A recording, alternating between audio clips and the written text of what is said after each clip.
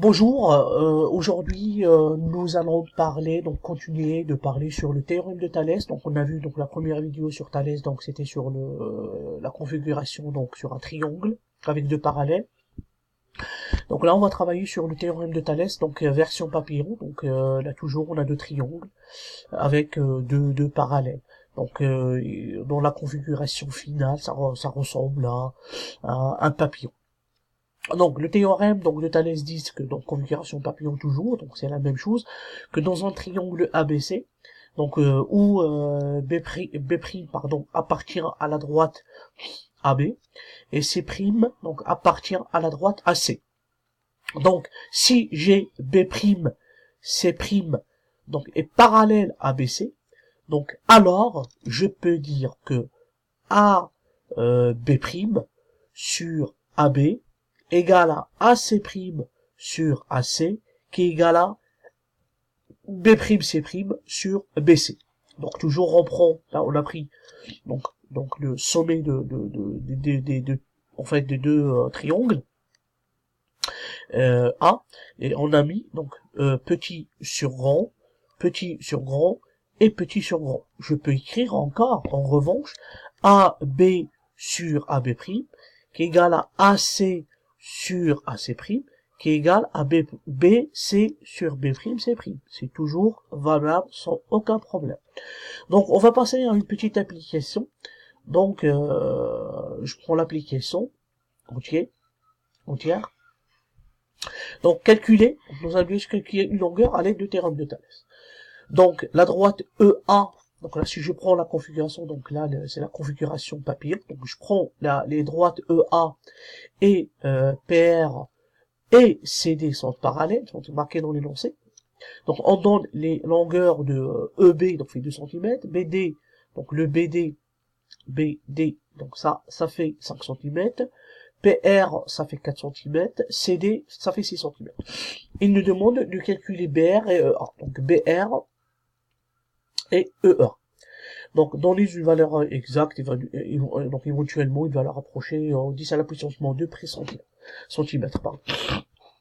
Donc comment on va traiter cet exercice? Donc comme tout à l'heure, donc je dois poser les conditions parce que c'est les conditions qui vont me permettre de travailler sur Thalès.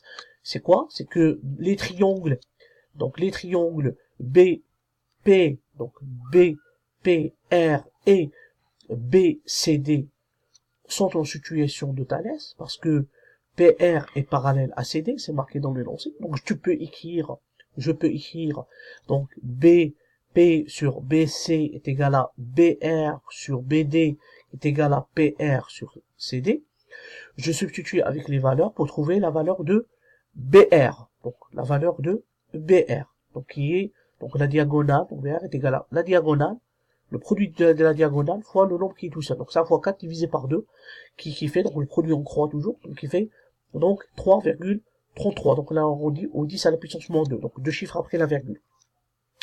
Donc là, il nous a demandé de calculer PR. Donc on a travaillé avec le triangle BCD. Donc là, il nous demande de calculer EA. Donc calculer EA. Donc là, dans ce cas-là, je peux travailler avec le triangle BEA. Donc BEA, donc le triangle BEA, et le triangle BCD.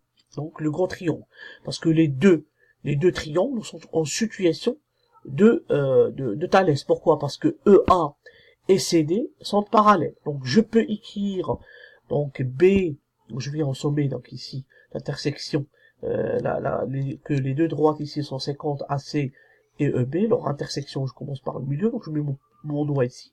Et je fais BE sur BD qui est égal à BA sur BC qui est égal à EA sur CD. ODC, donc la même chose.